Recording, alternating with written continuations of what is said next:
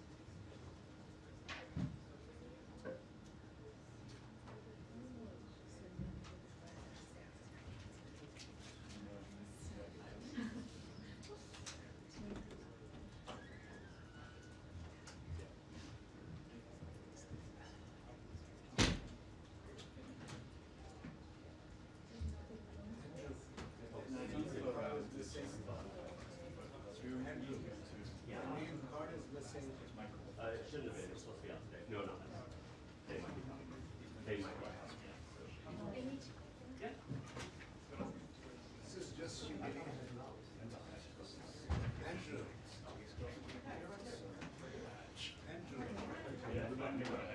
I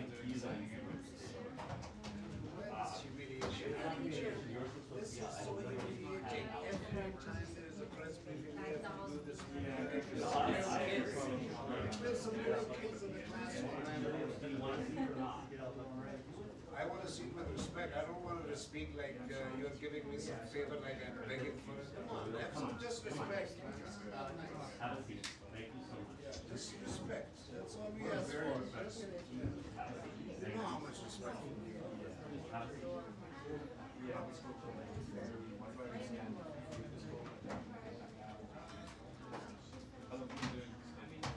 So today we put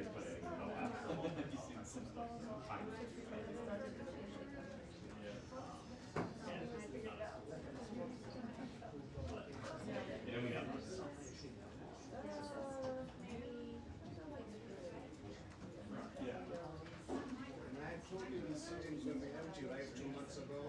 You said that this is going to be very packed. All the 4 seats are empty. I told you that. That's why I'm saying respect the older journalists, man. We don't get this gray hair because of like playing in the playground. Just treat us with respect. Come on, that's all I ask for. That's all I ask for. Give respect. Have I ever disrespected you? It's annoying. This is annoying.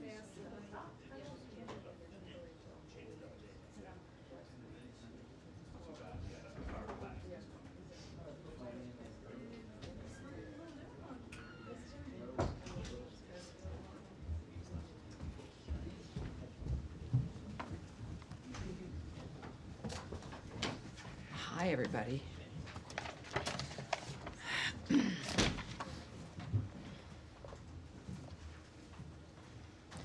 intended to come out a little bit early, anticipating our friend Caroline closing. Hi, Tommy. Just wanted to make sure your badge. I apologize. Oh, my God, my badge.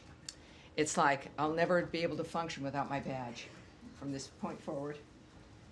Thank you, sir. Thank you. All right, I feel so unofficial now. All righty. Yes, so our friend Caroline briefed today, which was terrific, and so here we are. Thank you, everybody. For everyone watching at home, welcome aboard. I appreciate it. We know that many streaming options. We know C-SPAN carries us live as well, and it's great to see all of you here.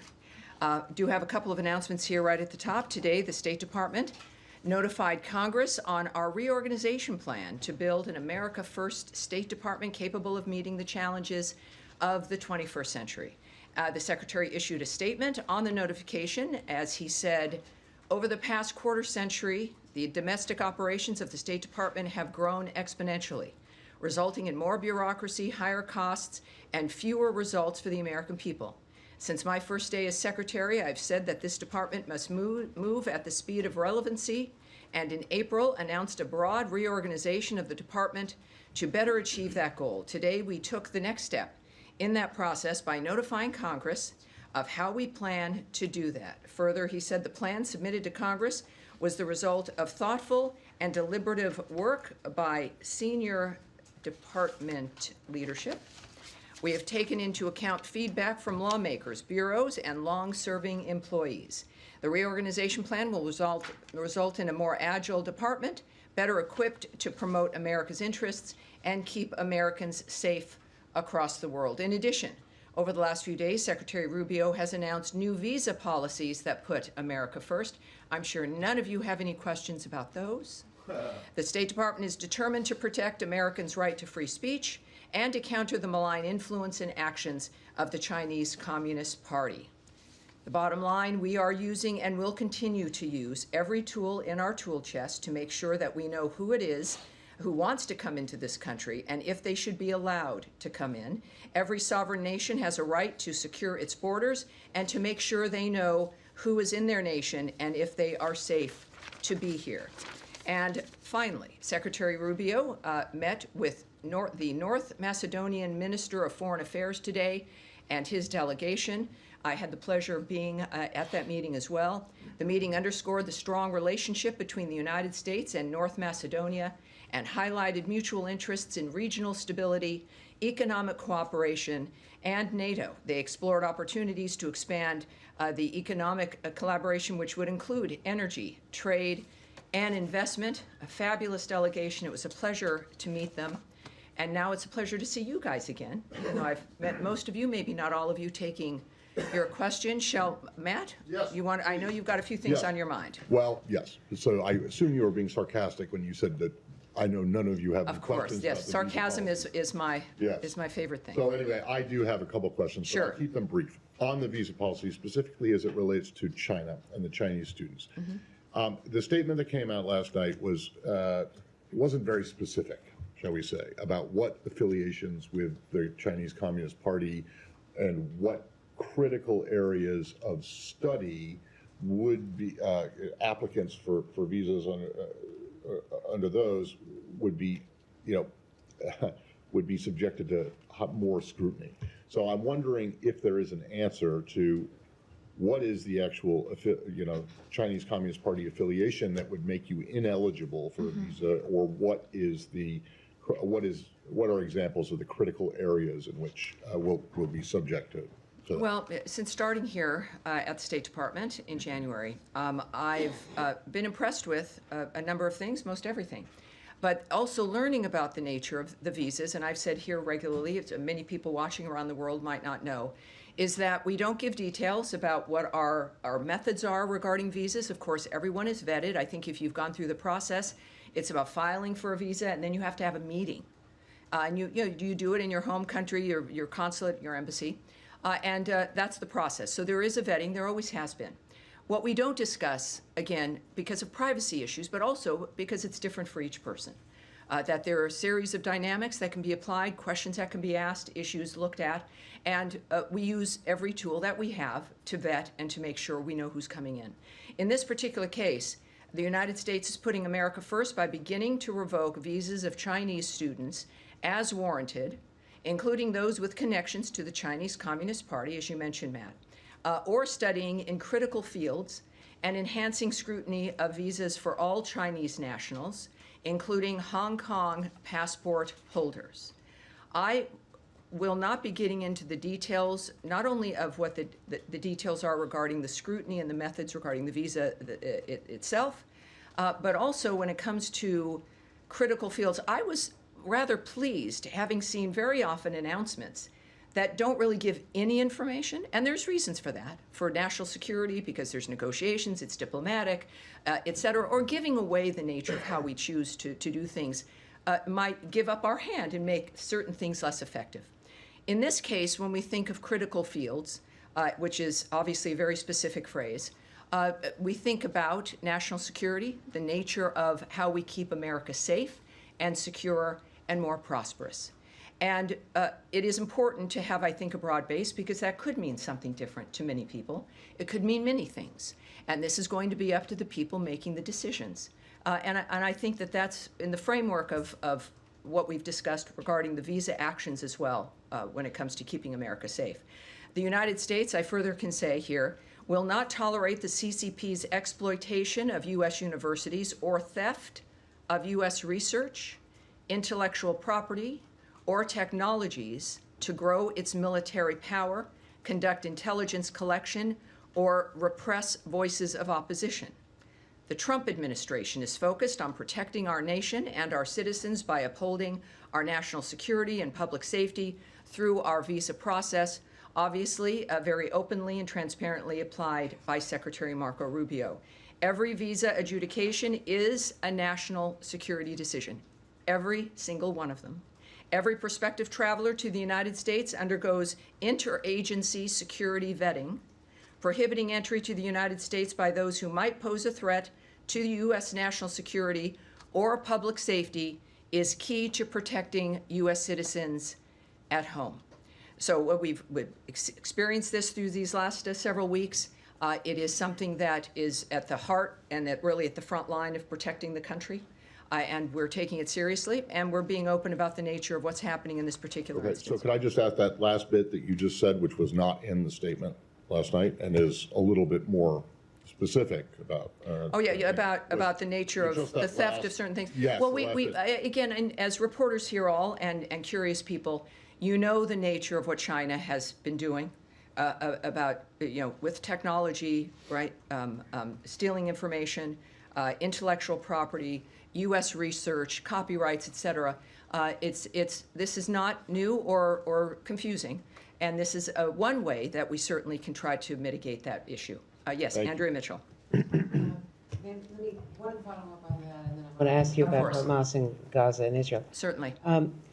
Is there any reevaluation of TikTok and its vulnerabilities as was defined by the previous administration as dangerous for national security reasons?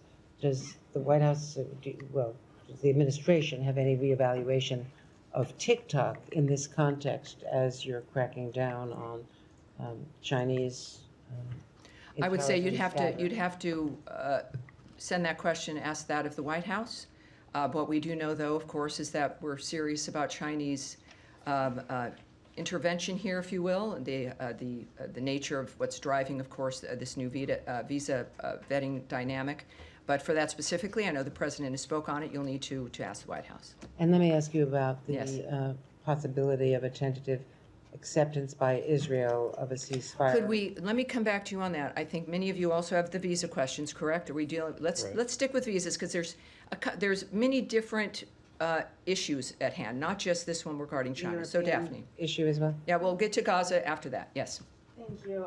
There are hundreds of thousands of Chinese students currently in the U.S. What proportion does the State Department expect will face visa revocations? Oh, I can't answer that at all. I mean, one of the things we also, even if I was inclined to want to answer, is we're not going to speculate on where this would go. A lot of this clearly is, perhaps has not been done before, as we look at this dynamic and make a determination of exactly what's been happening in this country. A great deal of what President Trump has done and what Secretary Rubio is doing is beginning to look at certain things, whether it's foreign aid, the nature of visas, how people are getting here, what's happening at the universities, the things we've seen that we don't like that have emerged from them. But I certainly would not hazard to suggest that the numbers matter. What the story is here is that the issue of being serious about safety for the country matters, and we're going to look at that at every single front. So I think it's less about numbers and more about the fact that we're keeping America safe and taking the actions that we need to do that. At the tail end of Trump's first administration, the U.S. revoked visas for more than 1,000 Chinese students and researchers that were deemed security risks.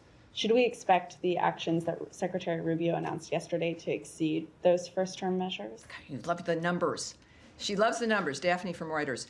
How many originally did you say Chinese students were here? The hundreds of thousands. Hundreds of thousands. And so you've provided a number of about 1,000, which I'm not quite sure how that number even would have been a number that you could rely on, because Consular Affairs does not provide numbers. We don't discuss visas that are issued, visas that are removed, things that are revoked. Those are numbers that are not shared, are not provided, and I would suggest using caution if someone has given you a number like that.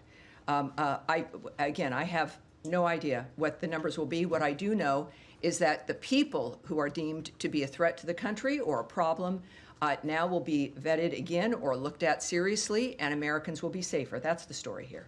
And then just on the visa restriction policy announced yesterday over the censoring of Americans, can you provide any specific examples of what actions prompted the U.S. to institute this policy? And when might we expect any visa restrictions to be implemented? In a case like this, you're looking at a policy that is a reflection of what the Trump administration and the American people care about, which is the idea of Americans being censored. We experienced this through COVID, the nature of our ability to be able to speak our minds.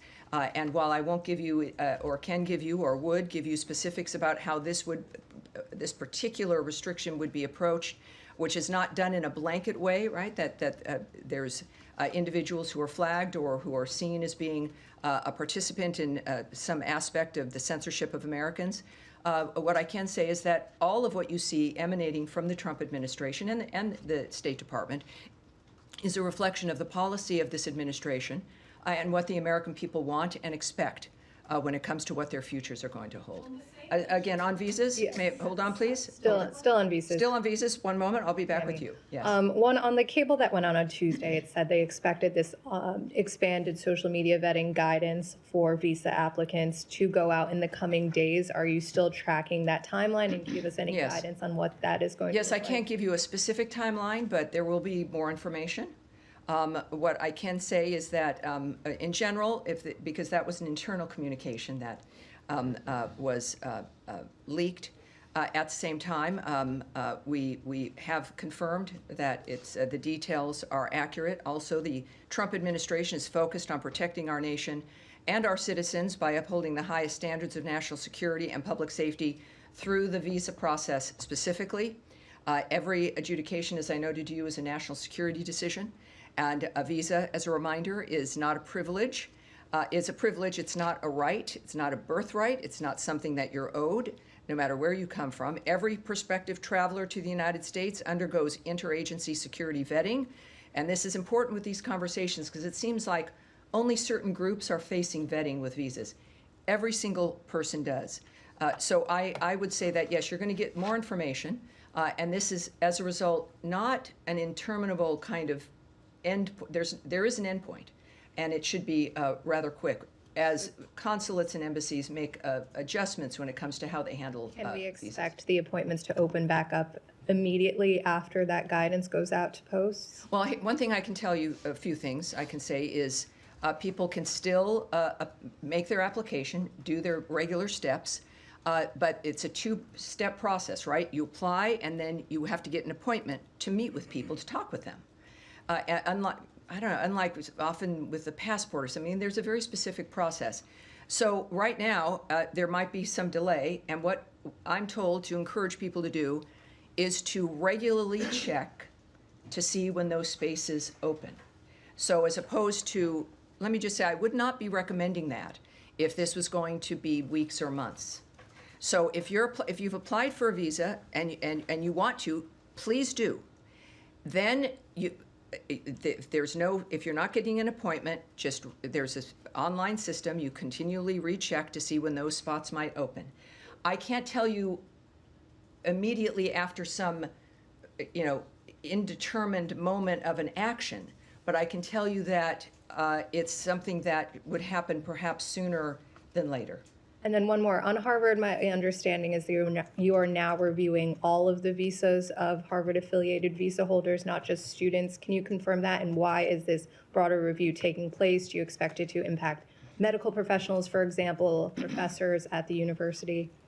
I hesitate only because all of this is regarding visas and the nature of our mission and the approach that we take regarding who is being scrutinized and how we're going to approach. So we're going to put that off. I think we probably will have a bit more on that next week, perhaps, but we'll put that off now. But what I can say clearly with all of the news over the last 48 hours is that the visa process is a key component of keeping the country safe. It is not targeted at certain only specific individuals. This is an overarching national security action, and we are acting quickly. Obviously, we're a nation that loves people coming here the legal way, and we want to help facilitate that, but not at our own risk. Sean. Sure. More on the visas. If you don't mind me emphasizing, as Daphne and Matt asked you, on the language, the Secretary's statement yesterday aggressively revoked visas for Chinese students, including those with connections.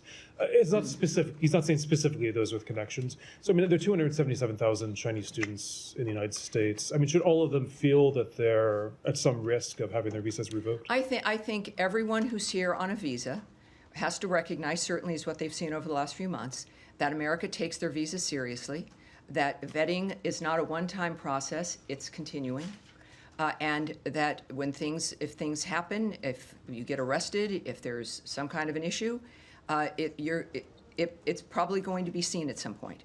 But I do think that with this particular dynamic, it's clear that there's an interest in making sure that those who are here from China on a visa understand that we are taking our national security seriously, and we are looking at their visas, and if everything's fine, terrific. But that will be a vetting that certainly continues and is important, clearly, to the administration. Okay, and a bit broader, I mean, you said if everything is fine, you're welcome. More broadly, all these things that are going on with the student visas, with the vetting, with the suspension for now of new appointments. I mean, is it still a priority for the administration to encourage students to come to the United States? They have other options. It's been said that Hong Kong, for example, is now saying students at Harvard, doctoral students, have a fast track to go there. Is there any concern that the U.S. is losing a competition? After all, there's $50 billion into the economy of from international. Yeah, well, people come here because this is where you start new lives, where you have every opportunity in the world. There's a reason why people come here. It's because of what the country represents. Yes, the excellence of our schools, and we want to keep it that way. We want parents who send their children, whether they be from a different country or America, to an American university, that they can recognize their child when that child returns home. And that child actually has skills and an education that can improve their future, that can get them a job, that can help facilitate the dreams that they've had, as opposed to political indoctrination or the idea of just activism or a certain political framework that they move out with. This should be an education that is literally liberal. The idea that you learn things that help facilitate your life no matter where you come from, who you are, if you're a Jew or a non-believer or an atheist or black or white or a woman. We've been through this in this country for the last 2 to 3 generations still. And our focus is making sure that everyone who does want to send their child to a school in this country can do so knowing that they're going to be safe. They're going to be able to get into a building and not held hostage in a library because it's been occupied, or that they're going to be able to actually learn things that you're paying that kind of money for. So yes, it not only should encourage more people, for those who are already here, it's certainly an important dynamic for believing and understanding that your child's going to be safe and that you're going to get something that you've paid for, more than a social activist who lives in your basement. Can I switch to the Middle East, or does anybody else have anything? Well, yeah, you know, it's an unusual day for me, and time flies, doesn't it? I was going to Well, ask about you know, so many people, too many people. Matt, so we've talked a great deal about the visas. And Gaza, you know? All right. We had Gaza. Where is she? There she is in the blue jacket. You'll be second. We'll go to Andrea on Gaza, and then we'll go into the back. I was Yes. about to ask you about the reported acceptance by Israel of a ceasefire for Gaza. What you can fill in about that? Does it include expanding food deliveries? Does it include the south as well as the north? And do you know whether Hamas has signed on to this? And is Qatar or Oman? Well, we know there's been a proposal put forward that seems to be promising. We are unaware of Hamas accepting it, but we do believe that it has some significant promise. We would, of course, as you might imagine, it's been a goal of the administration to get all the hostages out, certainly the bodies that are being held. And so, and I believe that Caroline addressed this too, I think, earlier. Yes, so there is some optimism, some important optimism, but the aspect regarding Hamas and its position is unknown at this point. But I think that there's some optimism regarding what has been proposed. And do you know if this came from Mr. Witkoff and Germer and the other envoys who were here from Israel this week? Well, I believe that certainly Special Envoy Witkoff, as he's been involved in most issues and our successes, but at this point, we're still waiting to get some kind of a final point put on that. Which would allow even more humanitarian aid to move in, and certainly the return of hostages and bodies. This is what we always are working on, and we're excited that this might be a good development. All right, Nadia. Thank you. I'm following up on Gaza again. You know, Caroline just said now actually that both the Israelis and agreed to it, and they're waiting for. Yes, that's correct. So this is when we say this in optimism, it means Israel's agreed. All right. So we're in a very good position, I think. But as you know, the president said he wants to see an end to this war. Is this any U.S. guarantee that actually they're going to discuss the end of the war after the 60-day ceasefire? Because every time they reach that stop and the ceasefire collapse is because... Well, the they want to see an ceasefires end don't to the war. collapse. Ceasefires are ignored by Hamas, and they're broken by Hamas. They don't just collapse under their weight. Every moment, though, even without a ceasefire and without agreements like this, there's the constant effort to get this heinous situation to end, and not just for the moment, not for the 60 days or 6 months. That is the hallmark of President Trump's vision, and what the secretaries worked for, what our special envoys have worked for. Special Envoy Witkoff could be, just like President Trump, enjoying a very comfortable life somewhere else. But these are men and women who've made this kind of commitment. So I would say that obviously the end goal is an end. But ending the murders, the slaughter, the carnage, and getting people what they need is key. And that, of course, you can't. It's different, and I think Zelensky had noted this as well, right? I mean, you can't talk about peace as you're being shot at and killed. I mean, it's one thing has to be able to lead to the other. Otherwise, it just doesn't make sense. All right. Now, in the blue, I've skipped you off, and are you on this part? I want to go back to the visa.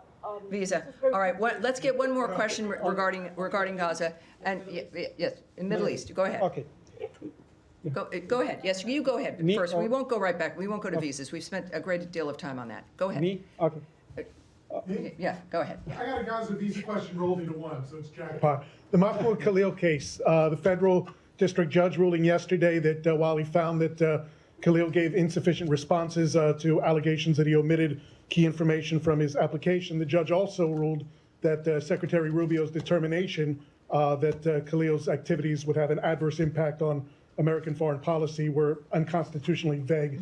Does the secretary have a reaction to that, number one? And number two, does it change the position or the tactic going forward? So again, let's just take that back for next week. I mean, I do want to get a direct response for you for that, but I literally have to go in a few minutes. And normally I would stay for as long as I could, but there's something I can't avoid. Okay.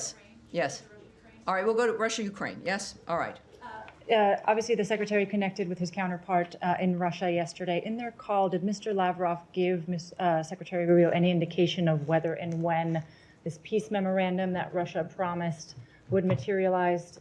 President Zelensky is saying nobody has seen it, and Secretary Rubio has said it's an important indicator of how serious Russia is about continuing negotiations. So I'm wondering if you have an update. Yes, again, we've said multiple times that we're going to judge Russia based not on what they say, but on what they do. And right now what's happening is not good, right? You've heard that from the president. What I can tell you is Secretary of State Marco Rubio, in fact, did speak with Russian Foreign Minister Lavrov. Secretary Rubio welcomed, as we all did, the exchange of 1,000 for 1,000 prisoners, which happened over the weekend. That was arranged, I believe, while we were in Istanbul, Turkey. The secretary reiterated President Trump's calls for constructive, good faith dialogue with Ukraine as the only path forward ending the war. So that's what we're saying about the call itself, and we'll have to kind of leave that there. On the question of the good faith dialogue, sure. Does the secretary believe that what the Russians have offered in terms of these direct talks with the Ukrainians in Istanbul, is that being offered in good faith? We understand it's the same delegation that was dispatched last time. Is this actually going to move the ball forward, or is it a rehash? Right. Well, that's kind of, I think, at the heart of the current diplomatic dialogues and negotiations. And I won't characterize the secretary's point of view or his approach. I think what he reiterated after this call, I think, speaks for itself, that he reiterated President Trump's calls for constructive, good faith dialogue as the only way to end the war. So that was repeated in that call, and I think that speaks to the secretary's position. All right, yes, sir, go ahead. Just follow up on that. Can this good faith dialogue continue alongside military offensive? You've got to repeat that first part. Can this good faith dialogue can this continue alongside military offensive? Well, obviously, we're going to find that out. Again, we're judging, and I think the president has judged Putin based on the nature of what was clearly extremely frustrating to him regarding the killing of civilians, while talks are going on for a ceasefire. And that's a judgment that's going to come from the leaders of this country, the leaders, frankly, of the free world, of whether or not that's possible. And we're going to have to take that moment by moment in this case, I think. And are you guys involved into the second part of Istanbul talks? Are you part of it? I'm not going to go into that. I have nothing to preview for you on that. So yes, sir, go ahead. The president yesterday said that the deal with Iran could happen in the next couple of weeks. The Iranian foreign minister today on X said that media are speculating about an imminent agreement, but he's not sure we are there yet. Any reaction to what he said? Well, people are speculating because maybe somebody goes on radio and starts to speculate and starts to talk and starts to gossip. We don't do that. We've learned that discussing the details of something as sensitive as peace negotiations or a ceasefire does not help. It might be more interesting radio, but that's not how we're operating. It's not how serious agreements benefit. So I'm not going to comment on that. What I do know is that every report after our meetings is that it's that they've gone well and that progress has been made. Iran is at the table, and progress has been made based on the lines of President Trump, what his lines are, that there will never be a nuclear weapon, that there will not be enrichment. And we make progress every single meeting. And that, unfortunately, in our very strange short day, that is going to be it today. I know there's more, and of course, I'll see you soon, and you also know how to reach all of us. All right, thank you, everybody. That really is it. Thank you, appreciate it. Have a great day. Thank